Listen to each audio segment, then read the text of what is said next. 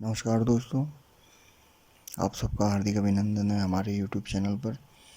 दोस्तों, आज मैं जिस शेयर की बात करने जा रहा हूँ वो आजकल बहुत काफ़ी चर्चा में है और एक बहुत बड़े ग्रुप का वो शेयर है और वो ग्रुप बहुत जानी मानी है, हमारे देश की कंपनी है बहुत, और विदेशों में भी अपनी सेवाएं देती है।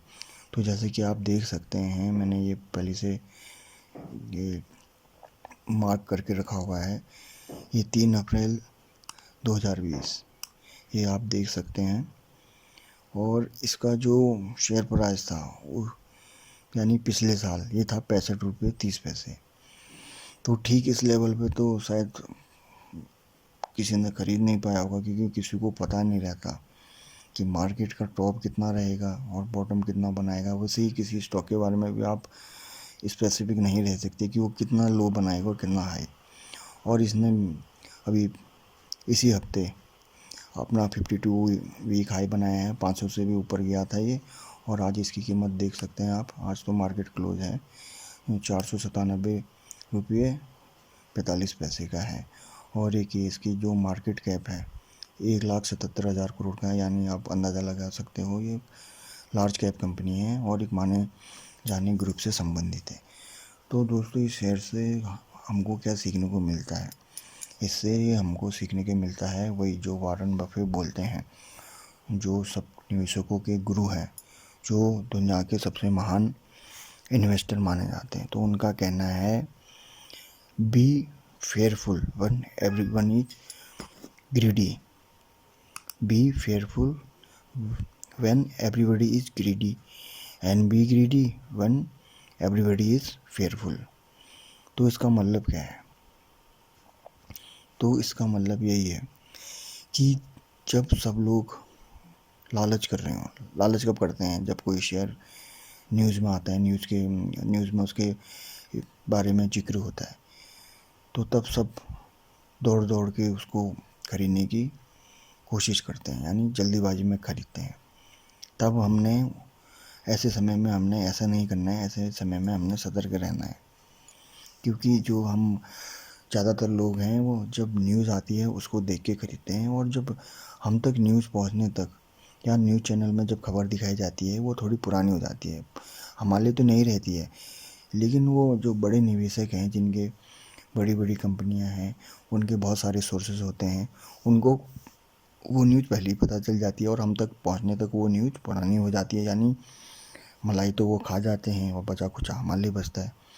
तो वॉरेन बफेट जी यही कहते हैं कि जब सब लालच कर रहे हो तब हमने डरना चाहिए। डरना इन द सेंस कि जब वो सीधे ये हम कहाँ पर खरीदते हैं, जब ऐसे ये देख रहे हो आप यहाँ पर है, ये जब मार्केट में चर्चा हुई हम ऐसे में खरीदेंगे, जैसे आजकल इसमें ये चर्चा में आ रहा है ये शेयर बहुत, ये हम यहाँ पर खरीदेंगे या यहाँ पर, और फिर जैसे ही नीचे जाएगा तब डर जाएंगे। तो हमने ऐसा नहीं करना है, हमने चाहे मार्केट कितना भी ऊपर जाए उसमें हमने बेचना है, buy on low sell on high. और इनका वॉरेन बफेट का कहने का मतलब भी यही है, जब सब लोग किसी शेयर के पीछे दौड़ रहे हों खरीदने के लिए, तब उसको आप इग्नोर करो। इग्नोर इन द सेंस आप मॉनिटर करो। और जब सब लोग डर रहे हों, डरते कब हैं? जब मार्केट में क्रैश आता है, सब अच्छे अच्छे शेयर को बेच के निकल जाते हैं, तब आपने ये गिरावट का फ़ायदा उठाना चाहिए, तब आपने लालच करना चाहिए। लालच इन द सेंस कि मार्केट में गिरावट आई तो आपको अच्छे अच्छे शेयर सस्ते दाम पे मिल रहे हैं। तो इस फार्मूला को हमेशा याद रखना। और वही फार्मूला अगर किसी ने इस स्टॉक में अप्लाई किया होगा तो आज अच्छा खासा रिटर्न मिल रहा होगा उसको। देख सकते हैं पुरानी कंपनी भी है, और ये 2015 में ठीक ठाक काम कर रही थी, 2015 से इसमें गिरावट आई, फिर थोड़ा रिकवर करने की कोशिश की, फिर गिरावट, फिर 2018 तक ये अपने पुराने लेवल यहाँ तक आ गया था। फिर 2018 से ये लगातार गिरावट में था। ऐसा क्यों? क्योंकि ये कोई इस शेयर में कोई ख़राबी नहीं थी। ये जो गिरावट आना, ये पूरा जिस सेक्टर से ये शेयर बिलोंग करता है उस पूरे सेक्टर में 2018 में गिरावट आई थी, क्योंकि सरकार ने कुछ इस सेक्टर को लेके कुछ फैसले लिए थे। तो ये कोई इस शेयर की प्रॉब्लम नहीं है, वो पूरे सेक्टर की प्रॉब्लम है। अभी मैं आपको बताऊंगा धीरे धीरे। तो अब ये जो शेयर है, अब इसकी हम बैलेंस शीट देखेंगे। हालांकि मैं बताने के लिए आपको 2 मिनट में शेयर का नाम बता सकता हूँ, लेकिन नाम जानोगे आप चले जाओगे, सीखने के लिए मिलेगा नहीं कुछ।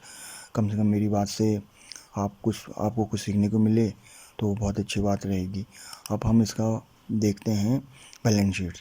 आप देखिए इसका रिजर्व 20, 19, 21, 16, 18,000 करोड़, यानी पहले 20,000 करोड़ था, 19, 21, फिर 16 था। थोड़ा बड़ा है लेकिन पिछले के मुकाबले कम है। अब इसमें एक ख़ास बात दिखाना चाहूँगा, मैं हाईलाइट करके दिखाना चाहूँगा, जो इसका लॉन्ग टर्म बोराइंग है ये, यानी लंबे टाइम का कर्जा। ये देखो अभी का है ये 16,000 करोड़, ये इससे पहले का था, ये उससे भी पहले, ये इनका कर्जा बढ़ते ही जा रहा है। ये देखो पहले 13,000 करोड़, 13,686, 13,155, 13,914 कर्जा बढ़ रहा है। लेकिन जैसे और कोई कंपनी होती तो हम थोड़ा इससे सतर्क रहते, क्योंकि कर्जा इतना है। लेकिन जिस ग्रुप से ये शेयर बिलोंग करता है उसके लिए इसके कर्जे को नज़रअंदाज करना पड़ेगा। और शॉर्ट टर्म बोरिंग भी आप देख सकते हैं ये, ठीक है। अब हम देखेंगे इनके पास कैश कितना है। तो कैश के लिए हम आएंगे, थोड़ा नीचे आएंगे, हम यहाँ पर देख सकते हैं आप, इनके पास कैश 4,300 के आसपास कैश है। अब इनका हम शेयर होल्डिंग पैटर्न देखेंगे। शेयर होल्डिंग पैटर्न में आप देख सकते हो 2018 में 37, फिर 2019 में इन्होंने अपनी भागीदारी बढ़ाई, 38 किया, फिर 2019 में और भागीदारी बढ़ाई, 2020 में सेम थी, जून 2020 में भी सेम, सितंबर में भी सेम, और ये लेटेस्ट है अभी जून का। अभी सितंबर के भी आगे होंगे, वो BSE में आपको देखने को मिलेगा 46.4%। तो यहाँ पर प्रमोटर अपनी हिस्सेदारी बढ़ा रहे हैं। और देखिए ये एक और, इसमें जो FIIs हैं, यानी विदेशी निवेशक बड़े, उनकी हिस्सेदारी 14% है। और ये जो हमारे बड़े घरेलू निवेशक हैं, DI, डोमेस्टिक इंस्टीट्यूशनल इन्वेस्टर, उनकी भागीदारी 11 है। अब जैसे मैं बैलेंस शीट देख रहा हूँ वो तो नॉर्मल चीज़ है। अब ये जो बड़े बड़े निवेशक हैं ये तो पूरी कुंडली छान मारते हैं कि कंपनी क्या कर रही है क्या नहीं। हो तो ये बैलेंस शीट देखने का, जैसे मैं बता रहा था आपको, जैसे बैलेंस शीट दिखाई दी अभी ऐसे, ये सिर्फ मैं नॉर्मल ओवरव्यू दे रहा था। इसमें बहुत टाइम लगता है अच्छे से देखने में।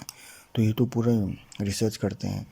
अगर उस कंपनी में इतना कर्ज होने के बाद भी यहाँ इनकी होल्डिंग देखिए आप, तो यानी इनका विश्वास है कंपनी के ऊपर। वरना अगर आमतौर पर क्या होता है, अगर किसी शेयर के ऊपर बहुत ज़्यादा कर्जदारी है तो भारी निवेशक हैं, वो इतना होल्डिंग नहीं रखते। या तो कंपनी मानी जानी होनी चाहिए, जो कि अपने बात पर जो बोले उसको करके दिखाए, और ये अपने अच्छे मैनेजमेंट के लिए जानी जाती है, और जो ये कमिट करती है वो करके दिखाती है। और देखिए इन्हें गिरवी भी रखे हैं कुछ शेयर, और 1.82% के आसपास, और ये पब्लिक भागीदारी हम लोग इसमें आते हैं।